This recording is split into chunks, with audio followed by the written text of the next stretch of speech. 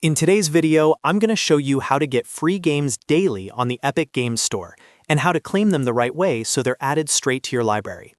This is one of the easiest ways to build a huge game collection without spending anything, especially if you check in regularly during weekly giveaways and special holiday promotions.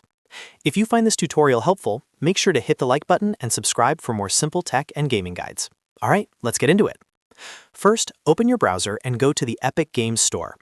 If you already have an account, log in first so everything saves to your library properly. If you don't have an account yet, you'll need to create one before you can claim any free games. Once you're signed in, go to the store page. From there, scroll all the way down until you find the Free Games section. This is the area Epic uses to highlight games that are available at no cost for a limited time. Most of the time, these free games are refreshed weekly, usually on Thursdays, so that's the best day to check regularly. During special events, like holiday promotions, Epic may offer free games more often, sometimes even daily, so it's worth checking back often. When you find a free game you want, click on it to open the game page. Make sure it shows that the game is free before continuing, then click the Get button. This is the step that adds the game to your account.